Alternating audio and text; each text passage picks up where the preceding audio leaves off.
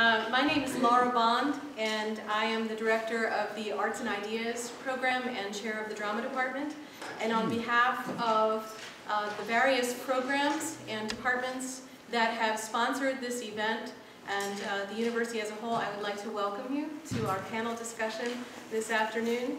And I would like to encourage you to help yourself at any time. Please do not be shy to get up and help yourself to hot tea, hot cider with water. We have cookies, brownies, and I think I even see some sandwiches left over there, and over here we have some chips and pretzels. So this is a casual gathering, and so we encourage you to drink and eat and settle in and get comfortable. I would like to thank my team of organizers, Blake Hobby, I see here in the back, and Ellen Pearson. Is Ellen Pearson here?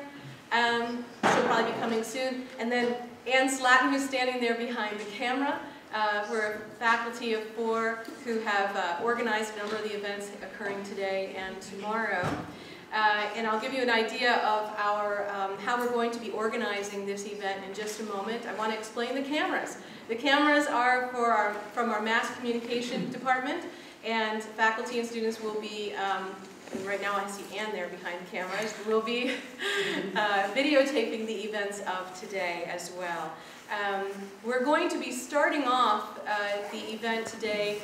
Amy, I believe, is going to be offering a song to start us off. And then soon after that, we're going to be watching a short documentary of the Journey to Forgiveness. It takes about 23 minutes. And then after that documentary, then Cheryl Ward is going to be introducing our wonderful panel of guests here today. So that's why I'm holding off in the introductions for right now. But what you see before you are our wonderful guests to campus today who will be engaging in our panel discussion. And I'll be facilitating that with a few questions. We will be ending at exactly 2:30, but we will end the panel discussion with a question and answer period. So if you have questions as the panel discussion is going on, I promise you that we will be offering you that opportunity to ask questions as well. So, without any further ado, I would like to introduce Amy, who's going to lead us in an opening song. This is my dad was Lakota from Rosebud, South Dakota, from the tribe out there. My mother is Eastern Band Cherokee from over a few miles west of here.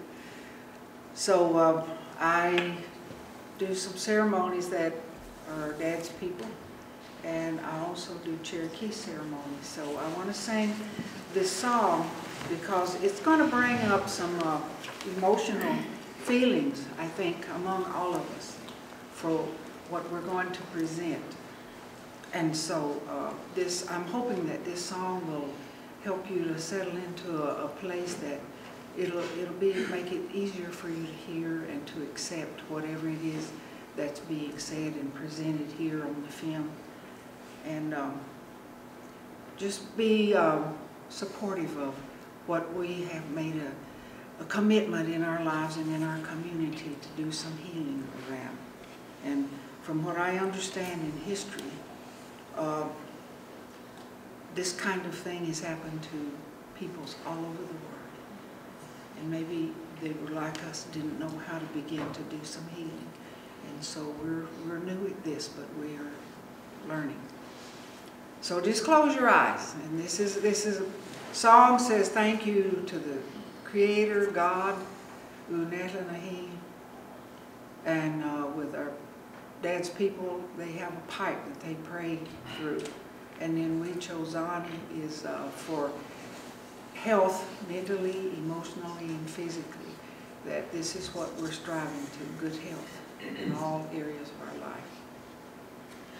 Wakantanka, tanka shila, pila maya Elohe, chanu pa wakancha maya ku Elohe, pila maya Elohe, we chose Ani wa maya ku Elo, pila maya ye, pila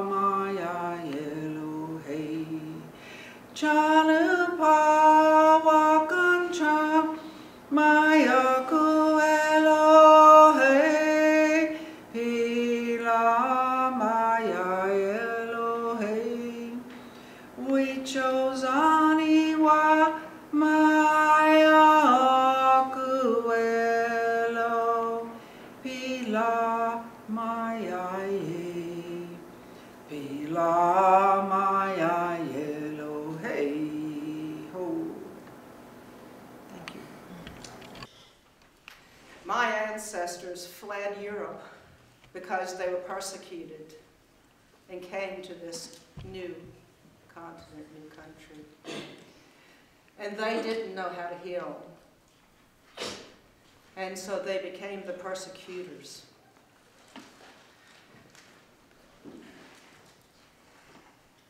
In my opinion, the Trail of Tears was one of the darkest times in the history of this nation. And these courageous Cherokee people are leading the way to forgiving, leading the way to show all of us how to forgive the unforgivable, how to stand hand in hand and soul to soul, spirit to spirit as one.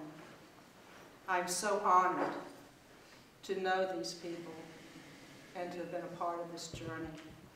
It's with great honor I'd like to introduce the panel. Amy Walker, what a beautiful voice. What an honor to hear you sing in your language again. Amy is a Cherokee elder, and she is one of the founding members of the Cherokee Healing and Wellness Coalition. Hannah Lefford. Hannah is one of our future leaders. She's a member of the Cherokee Youth Council. Patty Grant. What an honor to know Patty. This was her vision, to have this journey. Patty's program manager of Analyski, an outpatient mental health and substance abuse program on the Koala boundary. Founding member of the Cherokee Healing and Wellness Coalition. And she was project coordinator of the Cherokee Journey to Forgiveness and Healing.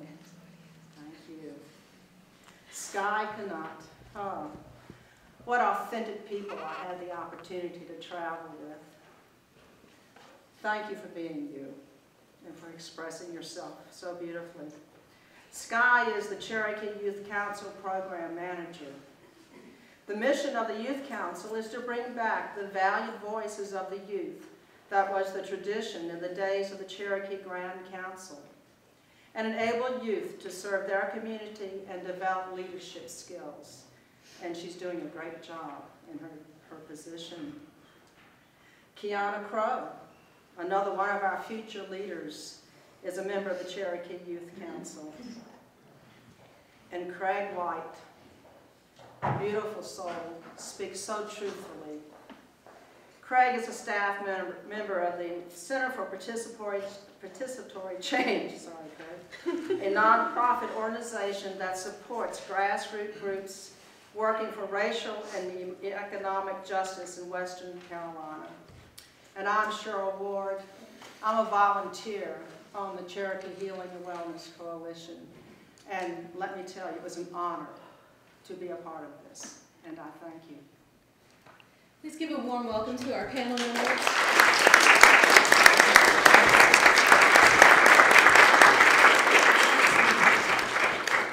I think I took your notes. Oh. Hey. Sorry about that. That's okay. I had to turn this up a little bit too. I was worried it was going to do that. Well, we wanted to start off by giving Patty the opportunity to talk just briefly about, and the first question, I'll be asking a number of questions. The first question that I'm asking of the panel, and allowing Patty to speak freely first, is how was the journey to forgiveness and healing conceived, and anything else that you'd like to say in addition to that? Patty Grant. Good afternoon, everyone. I want to say thank you to Laura and all of those that have supported this initiative, and not only those that have helped to put it together, but those that have come to hear this, what we have to say in regards to our event. So thank you so much for all that you do, all that you are going to do as we develop a stronger working relationship together. We thank you and appreciate that. As Laura said, and Cheryl, my name is Patty Grant, and I am an enrolled member of the Eastern Band of Cherokee Indians. I'm also half Lakota. I have been I'm a social worker, and I have been in a helping field for, I guess, 20 plus years. And working in Indian communities, you know, and having the opportunity to do some of my own work on my own personal journey and helping to understand some of, and some degree of trauma that, you know, that can paralyze an individual. And of course, the pain and hurt that we garner from those traumatic events in order for us to survive or cope with oftentimes life situations. I have been working our volunteering on the Healing and Wellness Coalition since 2003, and we have had the opportunity to work with different organizations, but one in particular called the White Bison Well-Briety organization out of Colorado Springs. The man that you saw in the film that was doing the smudging, his name is Don Coyas. He is the president of White Bison, and he has developed a curriculum that was, it was based in Cherokee culture, Cherokee values and beliefs, and he's worked throughout Indian country from, you know, Indian communities, helping us to look at our own healing abilities and taking responsibility for our own healing and not looking outside of ourselves or outside the community for someone else to come in and to help us with a healing process. And so that is really the basis, I believe, where we as a coalition had started from. That was the core, because we wanted to start a movement in Cherokee so that we could be part of our own healing process. And so we've done several conferences addressing historical grief and trauma, recognizing that these historical events like the Trail of Tears had such a significant impact on who we are as Cherokees that sometimes today, several generations later, we don't even realize how it has impacted us and how we live that trauma out over and over. And so when we started doing these, and it was not something that was well received in the very beginning. So many people were upset and angry, disagreed in regards to how we were looking at historical events and the boarding school experience, for how those experiences, you know, affected us as a people for generations. And so, but we began this movement and we started doing these conferences. And then it, you know, we were talking to Don, and he did a cross-the-nation journey, forgiveness journey at the boarding schools. And so he would go to the boarding schools and he would do ceremony, and he would let the children who had died at the boarding schools, and he would do ceremony and he'd talk to their spirits, and he would let them know that they were not forgotten and that they had come to get them, to take them home, or to release them so they could complete their journey. Many children died at the boarding schools and were never ever allowed for their parents to even be informed that their children had died. And so oftentimes parents thought that their children had gone to the boarding school, completed, and went out into the world, you know, and was living their life. but never to be informed that their children had died there at the boarding schools. So we talked to him about, the forgiveness piece of it, if you will. And the reality is that we have to forgive. We have to forgive. If we waited until the perpetrator asked us forgiveness, asked us to forgive them, it might not ever occur. And his goal was to go across country, get at least 10,000 signatures on a petition, and then give it to President Obama, and ask President Obama to make a national apology to the Native Americans, to the American Indians, the United States of America. And that was his goal, and he got lots of, and I know he got over his, the 10,000 name mark, but we haven't heard that apology.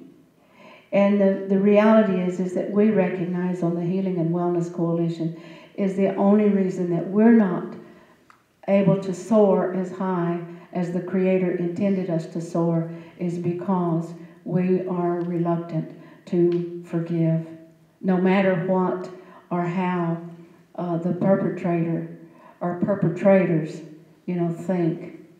And so we recognize that if for us not to forgive, only holds us back. We recognize that the forgiveness is a choice. To forgive is a choice. And that it's a personal choice. And we recognize that as we travel our personal journey, healing journey, we make that decision. And it's okay if a person doesn't want to forgive. But the reality is that if we do not forgive, we choose not to forgive, then it only hurts us. It doesn't hurt anyone else. And so that was one of the things that promoted and kind of catapulted me into that place of wanting and desiring to be a part of this Healing and Wellness Coalition event, the Journey to Forgiveness. Because I recognize that at this platform that we had an opportunity to take the journey, and not only to feel what our ancestors must have felt on the journey when the federal government, had all of their soldiers come in and round up our people and put them in stockades, with little to nothing, no just the clothes on their back, sometimes no shoes on their feet, and they had to travel on the Trail of Tears and in the horrific, coldest winter months of the year. And the whole goal was for us to be exterminated. That was for us to die to perish on the journey.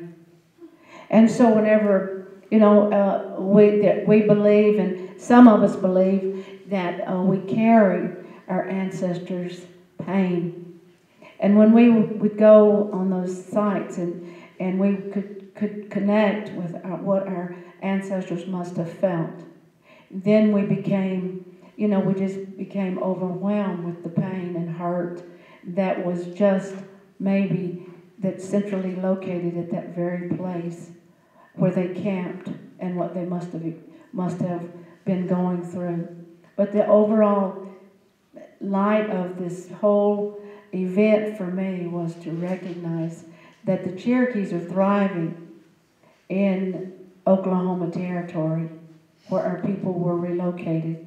Thriving, which told me how resilient the human spirit is, no matter what. And so that to me is so crucial about who we are as human beings.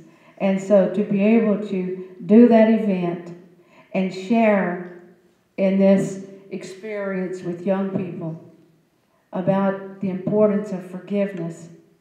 And it doesn't have anything to do with the abuser, the perpetrator. It has everything to do with our personal choice to release.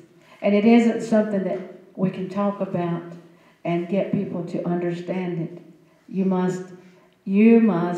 The individual must experience it in order to have what we call, or what I understand it to be, spiritual freedom, internal spiritual freedom. And when that occurs, that means that we as human beings, no matter what the skin color is, no matter what our walk of life, no matter, it's just that we're all connected, interconnected at that point. And that to me is the whole goal of the journey to forgiveness. It's an internal journey. You know, we didn't have to go on the Trail of Tears to experience the journey to forgiveness, because it is internal. You know, they say the longest journey that we'll ever take, we can go around the world 100 times, and the longest journey that we'll ever take is when we go from here to here. That's the longest journey. And so the beauty of being able to go on the Trail of Tears was to get a sense of what our ancestors experienced, and still came out on the other side, and is still is a thriving nation in Oklahoma. So that's how it came to be, and I'm hoping that I gave it an adequate explanation. Thank you, Laura. You did wonderfully. I'm going to go and pass on to others in the panel, and I do want to invite any friends who do not have seats that are coming in, or maybe sitting over there. We do have some chairs in the back, so if anybody near the chairs, if you would like a chair, take a moment. Please feel free to get up, get a chair, and get comfortable. We're trying to make this as relaxed and open as possible, and help yourselves to more drink and snacks as well, okay? So take care of yourselves, everyone. All right, so everyone who sits before you, they all went on the journey, and some were involved in planning in the journey, and I'm sure that there were some decisions, too, that each individual had to make for themselves if they were going to go on the journey, and there were probably decisions about who would go. Could someone speak about, any of you, speak about still the preparation and choices of whether you went on the journey or others went on the journey? Could anybody speak to that? Anybody want to? Okay. Amy, thank you.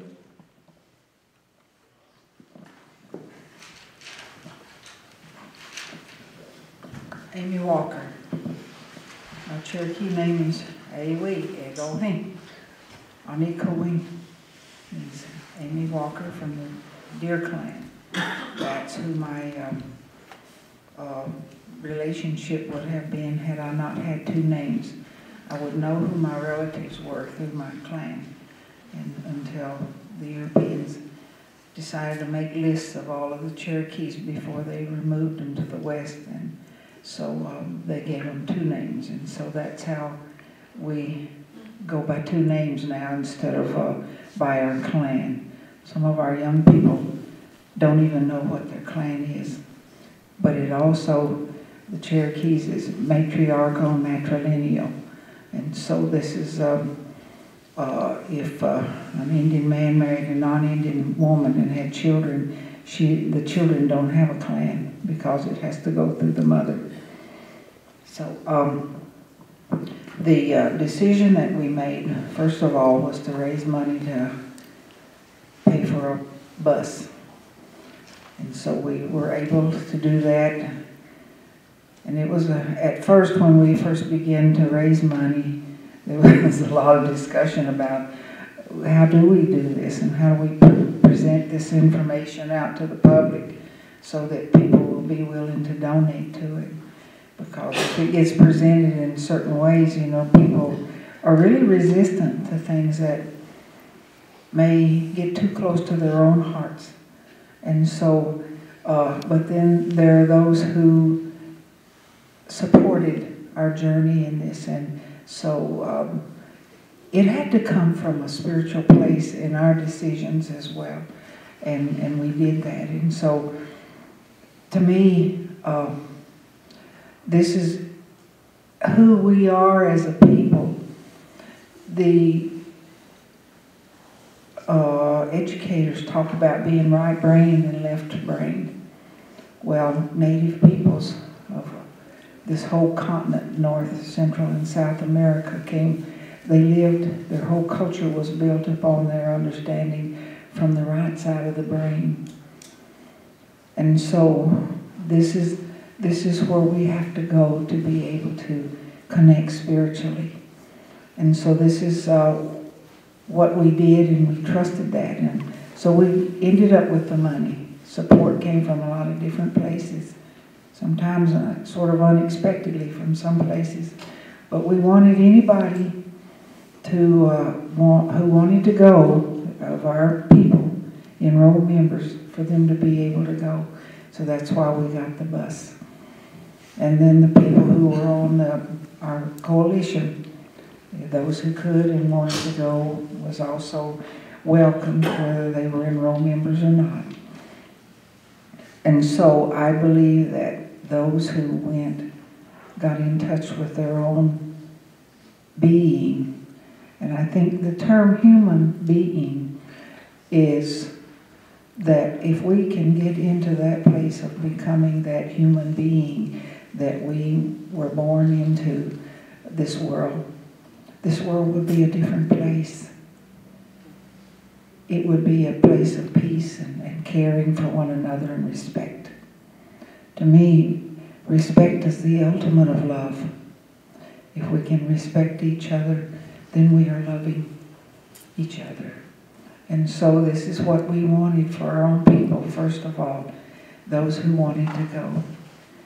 But I've been on my own spiritual journey since I was 29, almost 30 years old, and now I'm 71 years old.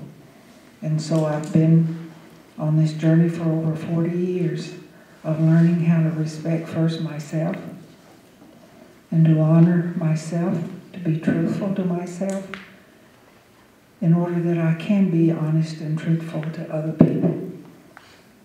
It has to come from inside, and so this is what I believe, that our people, if they can come to that place, then we can heal our nation. And we can help others to heal, no matter who they are. And so that's why I'm here today on this panel. I've chosen that in my life because that's a commitment that I made with my Creator. He said, whoever it is that needs healing, if I can be a part of it, then I'm honoring my commitment to be that human being that I was meant to be. Thank you so much. Would somebody else like to talk about preparing to go on the journey and what you had hoped to gain with the journey? Let me add to what she said, how we came to select. We made this an open invitation to the whoever wanted to go. We didn't get a big response, but we also was soliciting donations, and we got a donation from a Riverside church in New York City. And so we were so excited because they look at our proposal and said, it was a great proposal. And we wrote several grants to raise the money, and we got several rejections. And but these people said, okay, we want to donate, but we can't because you don't have any young people, included. And so we had to go back to the drawing board. Like I said, we had all wanted it, anybody and everybody that wanted to take part. They were invited and welcome, but it wasn't getting the greatest response. And so then we had to beat the bushes for some young people because we hadn't realized how important, and then it became a requirement. And so we then was able to draw in Sky, and Creator made all of this happen. He tweaked it the way it was supposed to tweak. The people that were supposed to be on there went. It was just an unbelievable experience. And so we got the young people who is part of who is on the panel today. And there was some open discussion about whether the non-Indians should be allowed to go, or whether it should just be the Cherokees. And that got pretty heated, you know. And then we realized, okay, there was a lot of non-natives that was on the trail, you know, in support of who we are. And then I said, well, how are they going to know if they don't go? Because it's certainly not been taught in the schools, the history, the true history of you know, what has happened. And so, but that the beauty of being on the coalition was we had to practice what we preached. You know, if we were going to promote forgiveness, then we had to get real with ourselves and begin that forgiveness journey right there on the coalition in that circle. And so it was an experience, you know, to behold. But as a result, it began to make sense. But that's somehow what some of the things that we had to go through, growing pains, I suppose. Maybe we can hear from some of the young people. Sky. Hey guys, I'm Sky Kanai. I'm 24 years old. I'm the Cherokee Youth Council Program Manager for the Eastern Band of Cherokee Indians. I thank you for having us here today. It's a pleasure being here and an honor. I got a request for some youth, and that's right up my alley for my job, so I was excited to invite them, but it just so happened to be during school, so we had to talk to some parents and to let them go. We had about seven youth go, including Kiana, which wasn't actually a part of Cherokee Youth Council at that time. And she's 16 years old, and then Hannah's been a member for a couple years now. And I'll let them talk a little bit about their experiences as a whole, or do you want to stay on that topic? Is that okay? Let's let it free flow. Go All ahead. right, here we go. Well, I wasn't a part of it, like Sky said, of the youth council, but I found out about it through school. And I go to Jackson County College, and it's located in Silva. So one of my mom's teachers actually got me into writing the essay. They had an essay contest. And I only had 2 days to write it. And so I just wrote down stuff that flowed from the heart, and I sent it in. It wasn't as long as it should have been, but thank God they picked it. So that's how I got to go. And on the journey, I met amazing people. I got to befriend all of them, and I even got close to my relatives that I wasn't really close to. So the journey really helped me kind of get in touch with what I was really feeling inside towards people that weren't from Cherokee or the same color as my skin, even though I am lighter. I will admit that.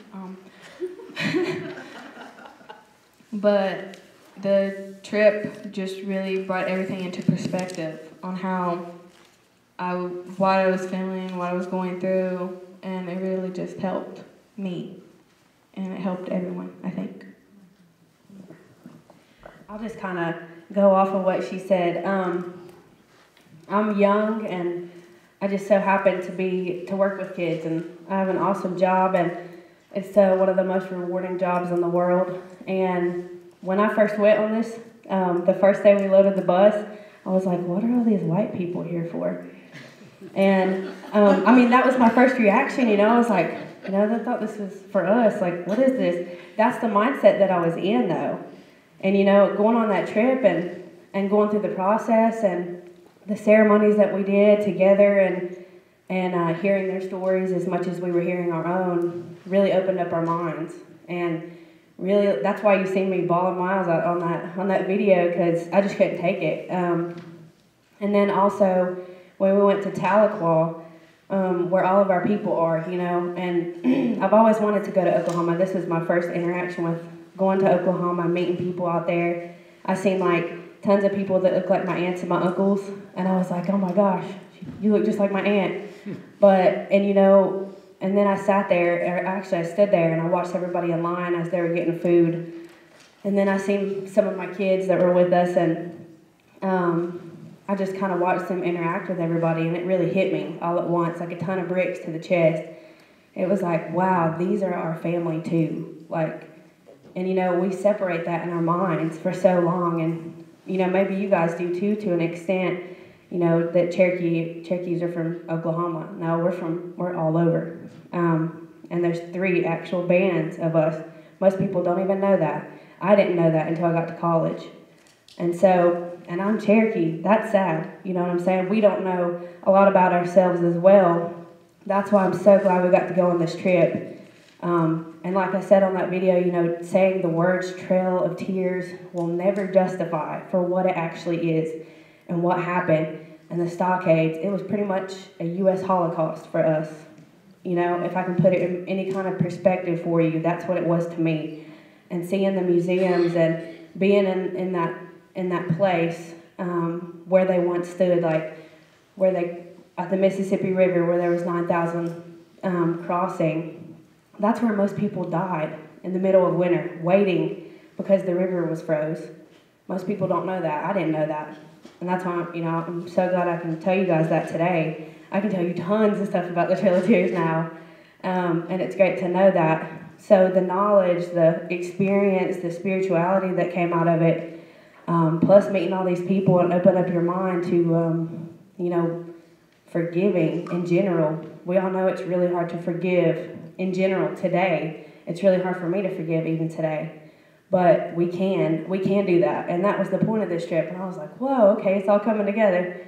But it was a great experience. I would never take it back for the world. I would encourage, if any of you get an opportunity to go on a trip of something that you've never experienced before, about another culture, your culture, whatever it is, do it. Because, oh my gosh, it's an experience. Try not to cry right now because it meant so much to me. And my kids really took a lot from it. I had kids that they don't really cry, or, I'm sure you guys have seen a lot of Native American people that have that stoic face where we, seem like we don't have any emotions and all those things that we have, but we do have emotions. And I got to see a big part of that. And, I got to grow with my kids being as young as I am. So I just want to encourage you guys to take any opportunity that you have. And thank you for having me. I'll just pass it along to Hannah.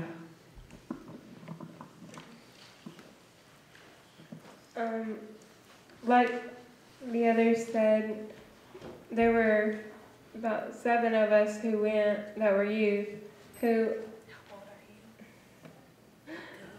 How old are you? Okay. I'm 14. I have lived on the Koala boundary my whole life.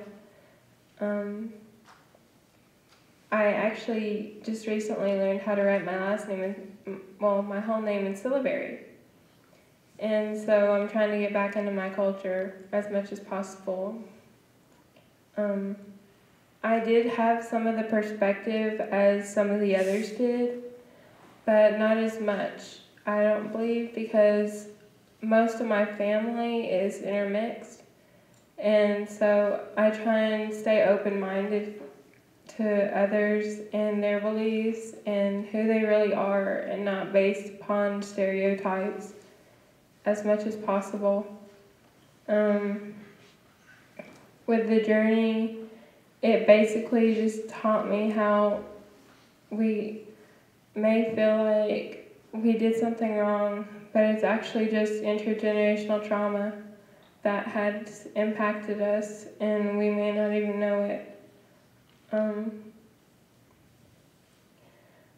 Some of the stuff that I used to do, I learned that I felt that way because of the intergenerational trauma.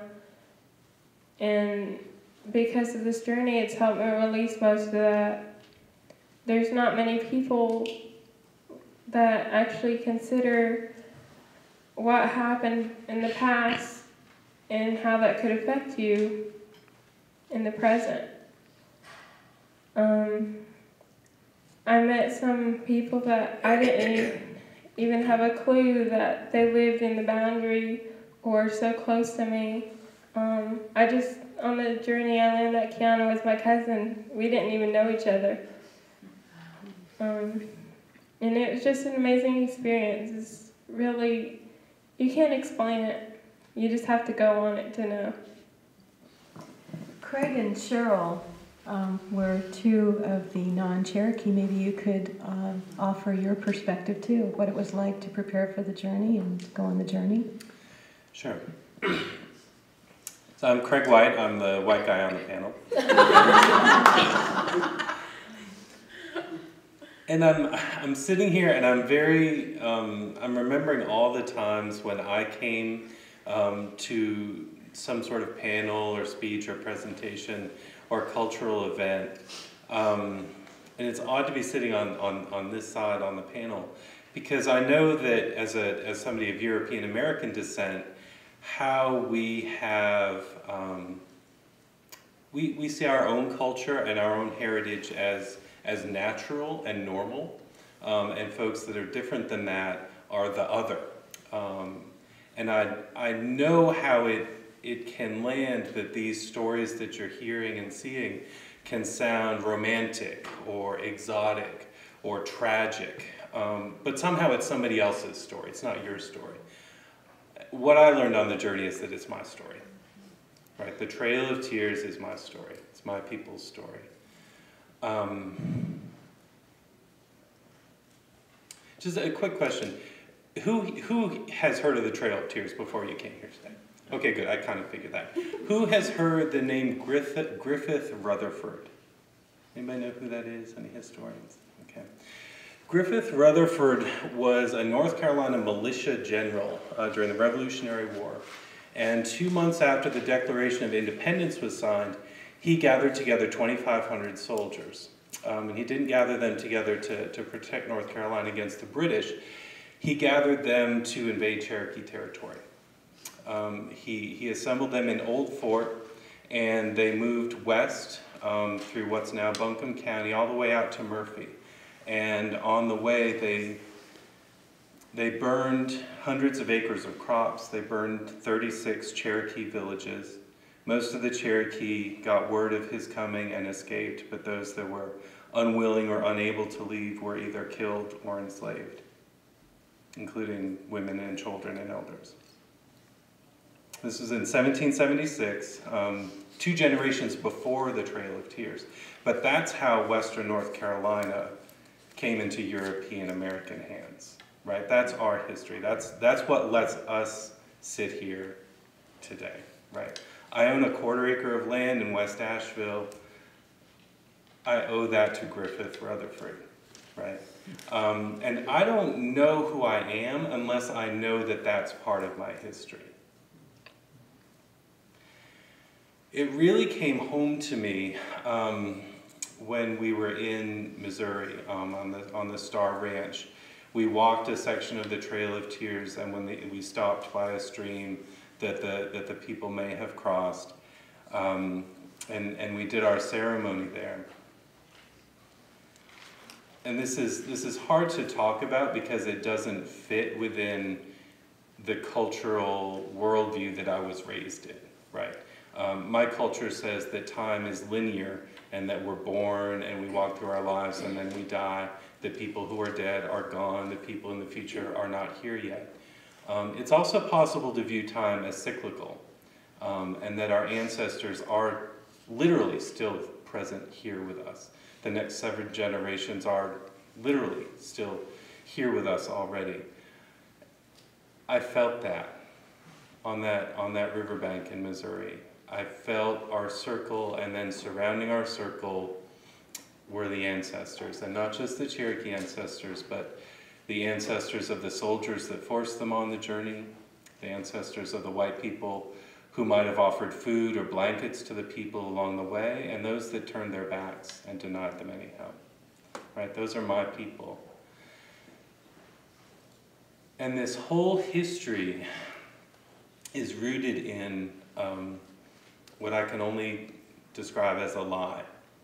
The lie that whiteness is superior, that white people are supreme. That's the lie that we told ourselves that justified the Trail of Tears, the boarding schools, the Rutherford invasion. And I think in a lot of ways we're still practicing it today. If you look at our relationship with people of color, with immigrants, our relationship with the earth. It's based on this idea that people of European descent are somehow superior and better. I think more and more we're seeing the cracks in that ideology and the failure of that ideology.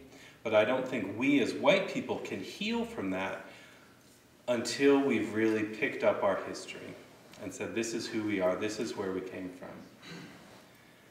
In that circle in Missouri, I could feel my ancestors, and I felt like on the other side there aren't any lies anymore.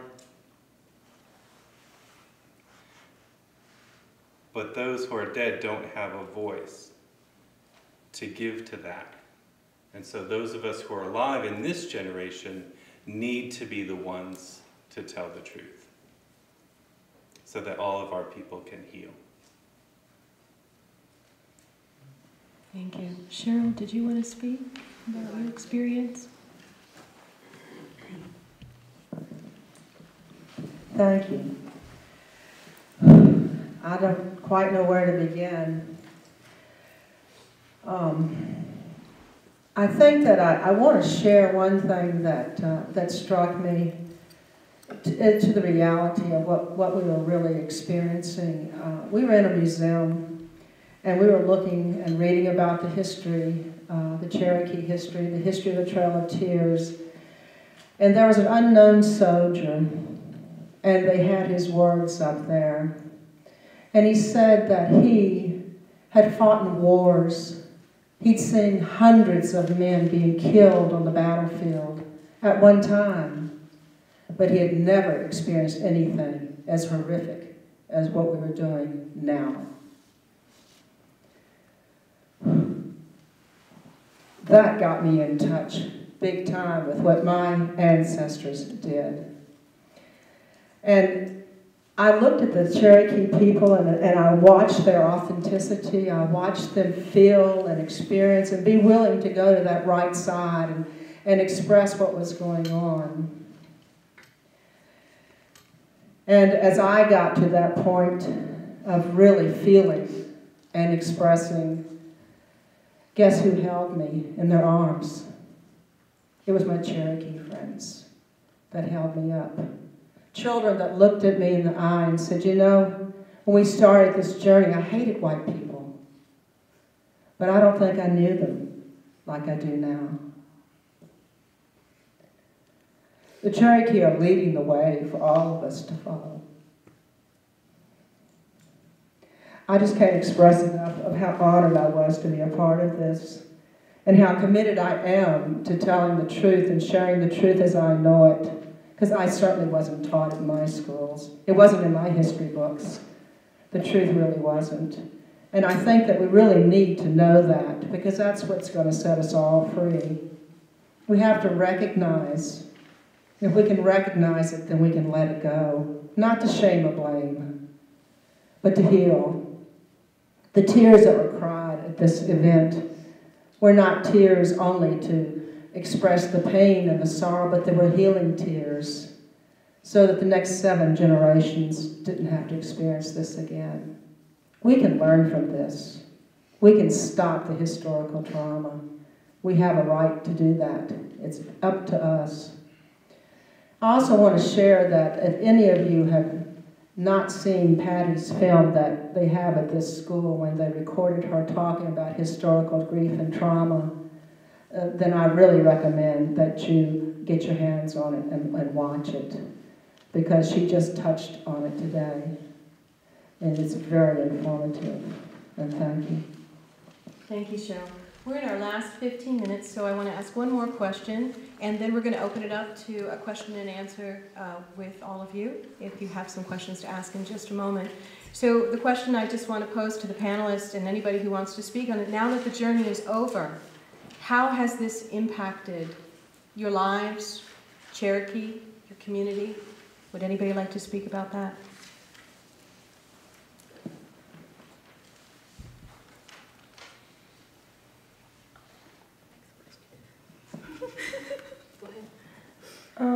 It's kind of hard for us to bring in the experience back with us when the others of the Eastern Band haven't experienced it themselves.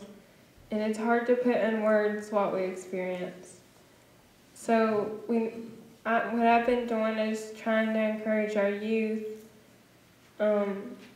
to get down in their roots, into their histories and their culture.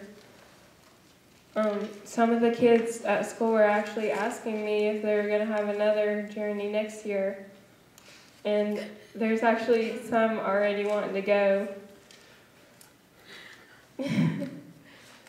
And so I've just been trying to encourage them to step outside the box and express themselves in more ways than they have before.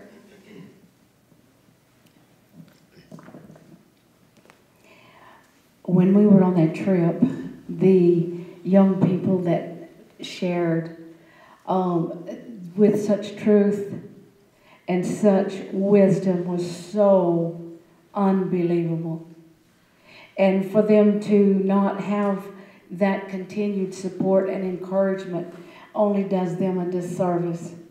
And so that's probably one of the things that I recognize that is my, I want to say, my assignment that's been given to me is, since I've been on this journey, is that my desire is to be genuine and to be supportive and encouraging to all of those that I come in contact with, so that as our circle closes, if you will, and they are there no longer, that experience while they were in my sacred space, and that I was in their sacred space at that moment of time, that as they journeyed on, that their interaction with me was a positive one. And so that's probably the thing that I want to take in, with me into the future, as from that experience, because people are not going to be where I'm at. People are not going to agree with the way I think and the way I do things and the places I go, and that, and that's perfectly okay. And so this is my journey. And so, but as I journey along, I want it to be a good, positive, healthy interaction, so that, as I travel this journey, that it will be good and healthy. And that's what I would like to say, how it impacted me. Anyone else? I just wanted to tell you guys this story too.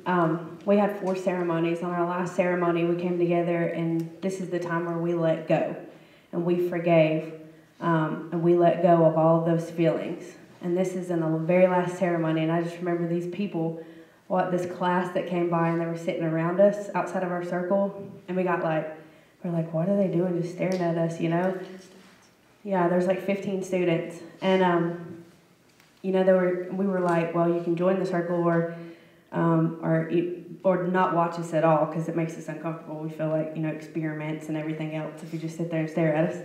But and they joined us, in that circle, and it was just a great experience for me, because at that moment, growing up, everybody always says to us, do you guys still live in teepees? Do you all wear headdresses? All of the normal questions that we get, and those are the questions that I was like, gosh, this drives me crazy, and I'm tired of answering them over and over again, and why don't people know this? And it's frustrating having to go through those questions over and over again. Where's the Indian village? We don't have one. This is how we live. We live normal like you do, and things like that, and it would drive me crazy. But after that day and that moment with people coming in and joining our circle, I was like, people need to be educated about us. How many people know about Cherokees at all, anything at all? If you do, that's amazing. But we're a lot more than just one little thing, and where we used to live or what we used to live in and things like that. So I've really been encouraged from that moment to educate people and not get that negative perception when people ask me questions. It still hits me right here, and I'm like, oh man, here we go again. But I'll answer you instead of being like, whatever, I'm not going to answer that question. Because I'm a very blunt person. I'm sure you guys are getting that from me right now. But yeah, so that's what I took from that. From my youth, since I work with youth, another thing I took from it was forgiveness and whole. It's a really hard thing to forgive, like I said earlier. Just today in our lives and looking back at our past is even harder sometimes, in a lot of cases actually. So I guess if you guys take anything away from this moment, even if you didn't learn anything else about us or this trip in general, think about who you need to forgive. Really, really think about it, because you need to let it go. Don't be stuck on it, and don't hold grudges. It's not worth it. Because 24 years of my life was wasted on that, and I'm not wasting one more minute on it. Okay? Anybody else before we open it up to questions? Amy?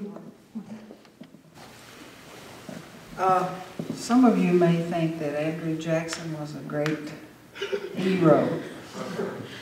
My mother taught me from the time I was born up until, and I accepted that as a given, to hate this man for what he did.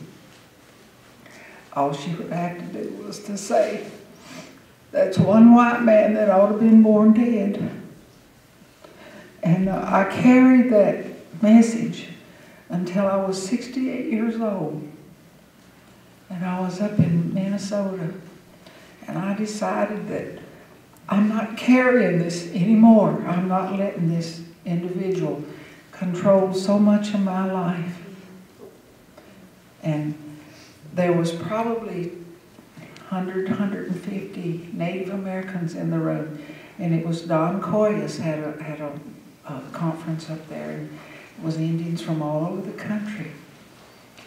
But whenever I made that decision, you talk about screaming and I mean wailing. Whenever I made that decision, and the whole room burst out in people crying, and I've been told since then that the Lakota people have people who, when somebody dies, they'll go and they will cry. They will make it okay for others to cry when they've lost a loved one, because sometimes it's hard. I didn't used to cry when I was younger. It was shameful to cry. And when I began my own spiritual journey when I was 29 years old, I would absolutely lose it whenever I couldn't just weep, quietly. It would just come in great heaves. And I was ashamed. And I remember running one day and saying, God, how come I have to cry so hard? And the answer that came back was, you remember when you couldn't cry? And I said, yes. And I never want to go back to that place ever again. And so, in order to be truthful to myself, I don't care if I'm talking to 1,000 people. If the tears want to come, I allow it. I've learned to cry and talk at the same time.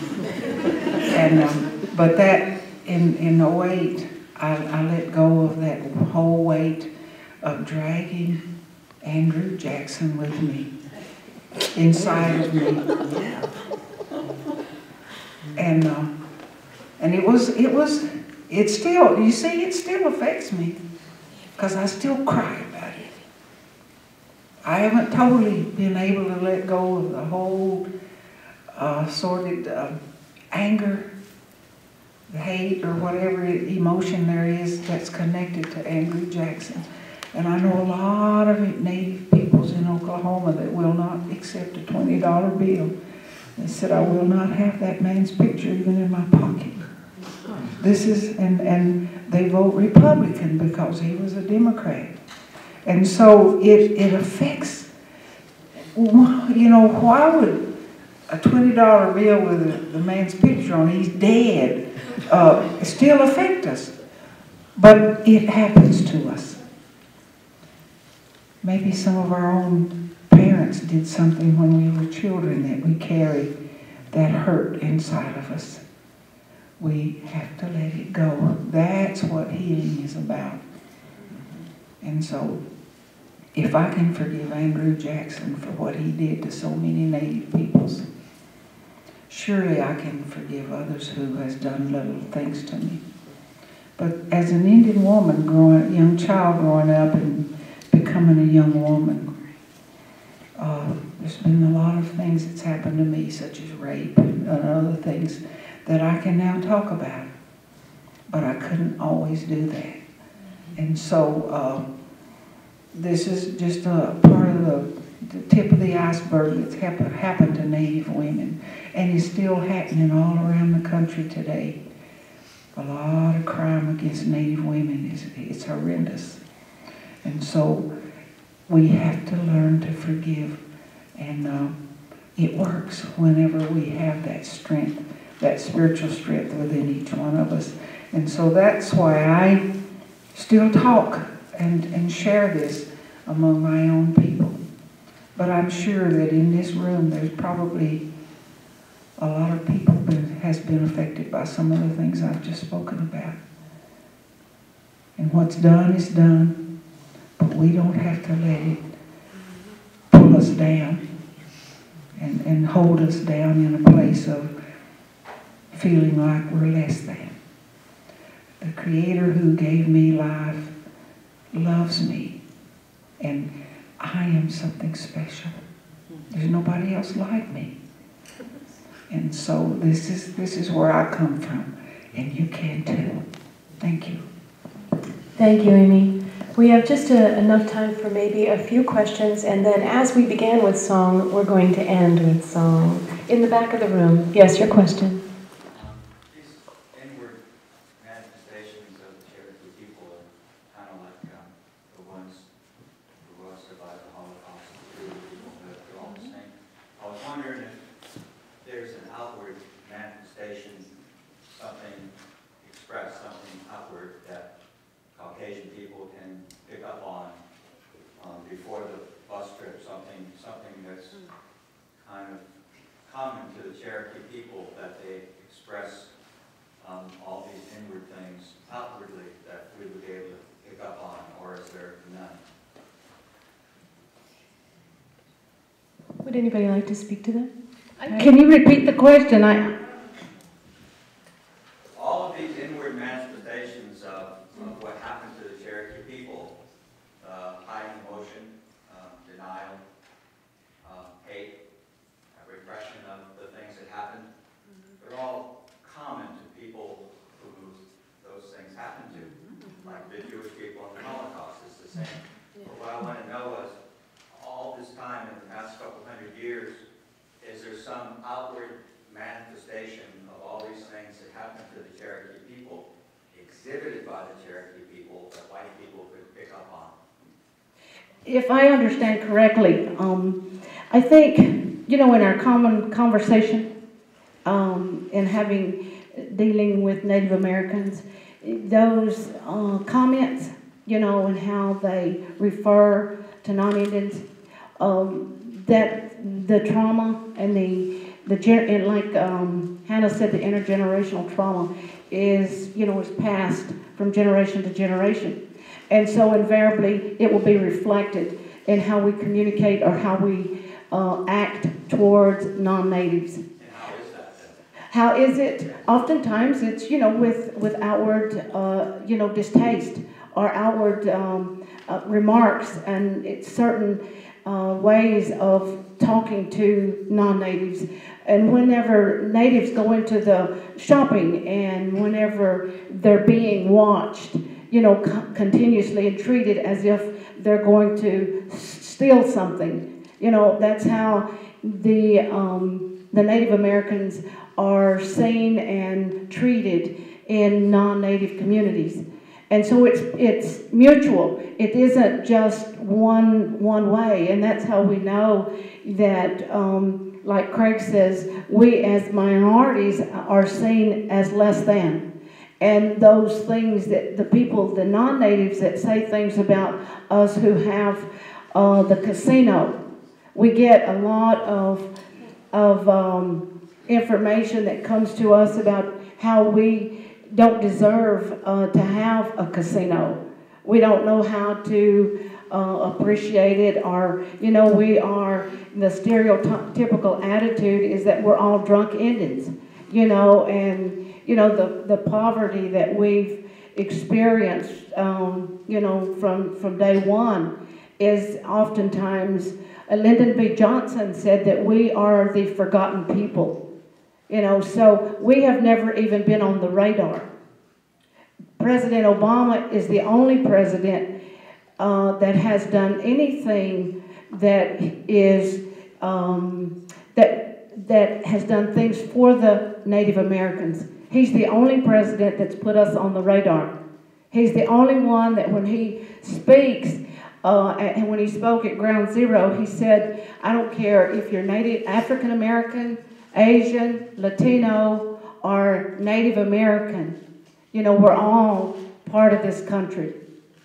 And so then he did more for the Native Americans than any president has done. He did more for us in the first 100 days of his office than any president has done in the last 100 days of their presidency. So we're, you know, when you say, how is it manifested, you know, it's all around us. You know, and we look at our attitudes, how we view each other, you know, as far as non-natives. Like Craig says, you know, if you feel like that the white race is superior, you know, that's a manifestation in itself, and how people view us.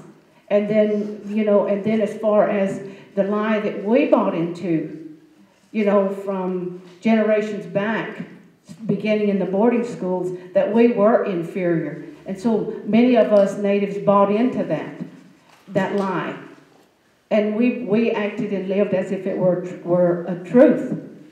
And so when we look at history, then we can look at the big picture, but the reality is that we need to look inside of ourselves and see how it has manifested. And then it will oftentimes, when we come into contact with it, we don't have to take it personal. And a lot of times we say to Indian people, well, I don't know why you're mad at me. That happened 200 years ago. Why don't you just get a grip and move on? You know? And when we still are being treated less than, you know, 300 years later, it's hard to get a grip and move on. But if the trauma is inside of us, and we know it's real because we are still being treated that way, it's difficult. But instead of saying, yes, I know that happened, you know, and let it, you know, if you want to tell me about it, and listen to it and validate it. It doesn't mean that you have to agree with it, or it doesn't mean that you have to, you know, stay there, but it's important to validate it. Because most of the time, we haven't been heard. You know, and this is what we say to our children. You know, this is what we say to our spouse. Yeah, I know I had an affair on you 25 years ago. When are you going to let it go? It's all in how we converse with each other. What's important and where the trauma comes from, where the hurt and pain. That's where we live sometimes. It's in our language. I promised I would end on time, and we are actually just a couple minutes over. But what I do want to invite you, because this is, you know, this is rich conversation that we really want to continue. They're difficult questions, difficult topic. So we have created an event tomorrow night at 5 o'clock, Unpacking the Journey, an open discussion of the topic of today and tomorrow with the storytelling that is going on with Tom Belt and the exhibits by our UNCA students on what they've learned in their Native American Studies classes, and then tomorrow night at 5 o'clock in the grotto in the Highsmith Union. So I have some handouts to remind you, so if anybody would like to take these and join us tomorrow night and discuss this further, please do. But for now, I need to end this, and we wanted to end in song. Do you want the microphone on? I don't, well, yes, she can. She's sings pretty good. I don't need it. I don't think it's on right now. I think somebody turned it off. Okay, leave it turned off. I'm trying to think of how it's. Ooh, na, na, na, hey, you, wait, Iga, kuya, hey, na, wo, josan, we, you, lo, say, Iga, kuya, oh, na. And this part, the Cherokees from Oklahoma says, you can't sing about grace without getting excited about it, and so they pep it up a little bit. Ah, say no, you no do le na, tali ne da zilu zili, you da ne you ne sa, una da na ti ne ha to da ya na hili, jo sa na gu ni go hila to he mo ne esti. Thank you.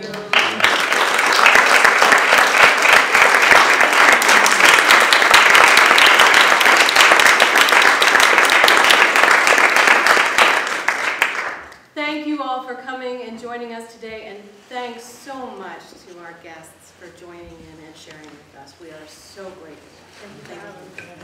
Thank you.